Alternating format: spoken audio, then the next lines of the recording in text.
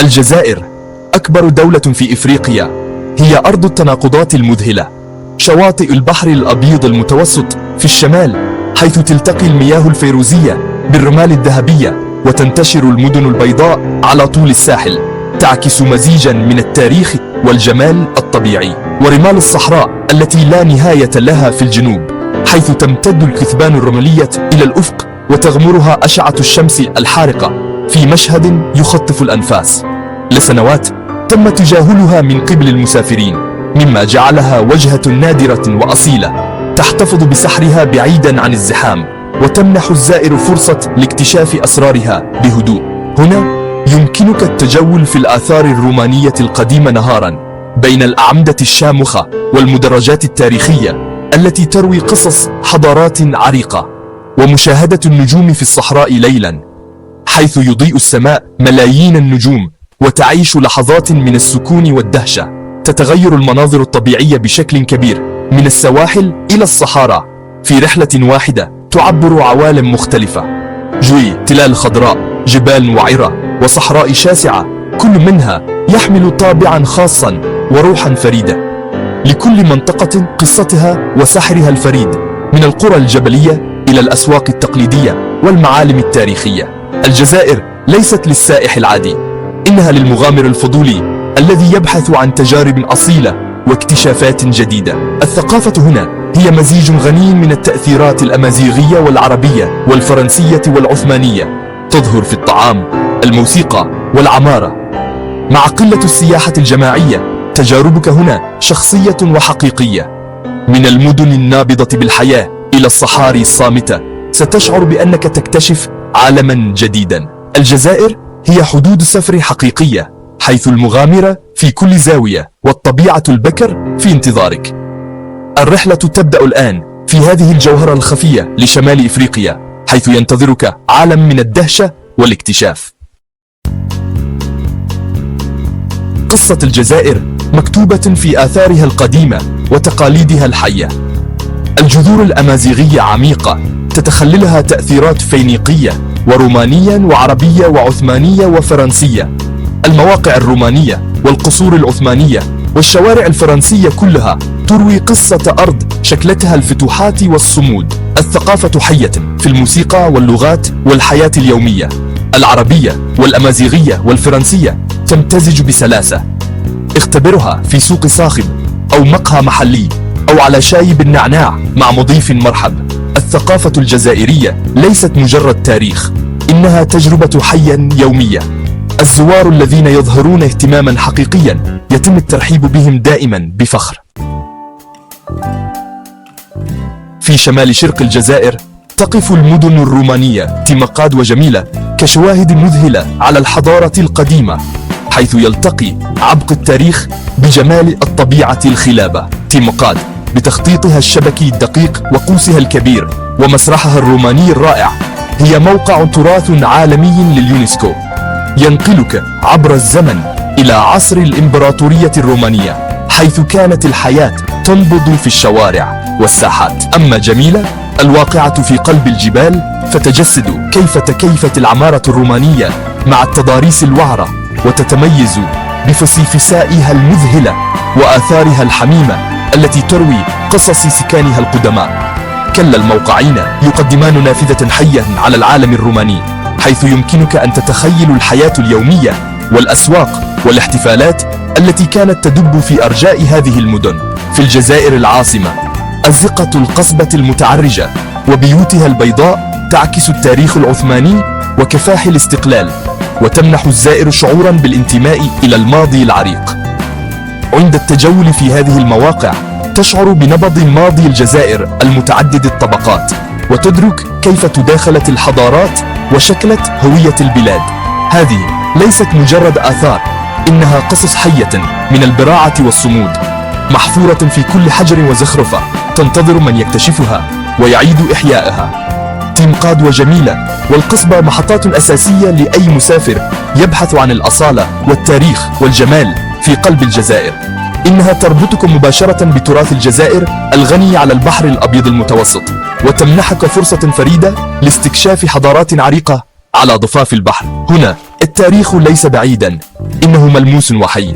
كل حجر له قصة، وكل زاوية تحمل ذكرى. اكتشفها بنفسك وكن جزءا من هذا الإرث الخالد. الصحراء هي روح الجزائر، تغطي معظم البلاد بمناظر طبيعية ذات جمال ملحمي. إنها ليست فارغة، الكثبان الرملية، الهضاب الصخرية، وسلاسل الجبال مثل الهقار والطاسيلي ناجر تخلق عالما من العجائب. رحلات الجمال مع مرشدين من الطوارق تكشف عن واحات خفية ومهارات بقاء قديمة. التزلج على الرمال ورحلات الدفع الرباعي تقدم مغامرة لمحبي الإثارة. فن الصخور ما قبل التاريخ في الطاسيلي ناجر هو معرض مفتوح للحياة القديمة. عندما يحل الليل تنفجر سماء الصحراء بالنجوم. التخييم هنا سحري، الصمت عميق لا يقطعه سوى صوت نار المخيم. الصحراء تدعو إلى التأمل والرهبة. إنها رحلة إلى المناظر الطبيعية الخارجية والداخلية. جمال الصحراء وغموضها لا ينسى. تعال للمغامرة، ابق للهدوء، الصحراء ستغيرك. يمتد ساحل الجزائر على البحر الأبيض المتوسط لأكثر من 1100 كيلومتر، ليشكل واحدا من أطول السواحل في شمال إفريقيا، ويقدم مياه فيروزية صافية وشواطئ بكر لم تمسها يد الإنسان، حيث تلتقي الرمال الذهبية مع الأمواج الهادئة. معظم الساحل لا يزال هادئا وغير مطور، مثالي للهروب الهادئ بعيدا عن صخب المدن وزحامها. الجزائر العاصمة تتألق بمبانيها البيضاء وشوارعها الفرنسية والقصبة التاريخية التي تروي قصص قرون من الحضارة. وهران بلمستها الإسبانية ومشهدها الموسيقي النابض بالحياة تنبض بالطاقة الإبداعية وتستقبل الزوار بروحها الفريدة. الساحل الفيروزي شرق الجزائر العاصمة يضم مدنا مثل جيجل وبجاية، حيث تلتقي الجبال الخضراء بالبحر في مشهد طبيعي يخطف الأنفاس. الآثار القديمة تنتشر على طول الساحل تذكيرا بماض عريق وحضارات مرت من هنا وتركت بصمتها. سواء كنت تبحث عن حياة المدينة النابضة أو الطبيعة الهادئة، فإن الساحل الجزائري يقدم كل ذلك في تناغم فريد. اسبح في المياه الدافئة، استمتع بأشعة الشمس الذهبية، أو استكشف قرى الصيد والمنحدرات الدرامية التي تزين الشريط الساحلي. ساحل الجزائر هو تكملة مثالية لقلبها الصحراوي، حيث يلتقي البحر بالصحراء في لوحة طبيعية فريدة. اكتشف بحرا أبيض متوسطا يبدو حقا غير مكتشف، ينتظر من يغامر ويكتشف أسراره وجماله الخفي. المطبخ الجزائري هو مزيج لذيذ من التأثيرات الأمازيغية والعربية والتركية والفرنسية. تذوق الكسكس، الطاجين، المأكولات البحرية الطازجة والأطباق الجنوبية الشهية. توابل مثل الكمون والزعفران تخلق نكهات قوية وعطرية. لا تفوت الأطعمة الشعبية مثل المحاجب أو الحلويات بالعسل والتمر. الموسيقى هي نبض الجزائر، الراي من وهران، الألحان الأندلسية والإيقاعات الأمازيغية الساحرة.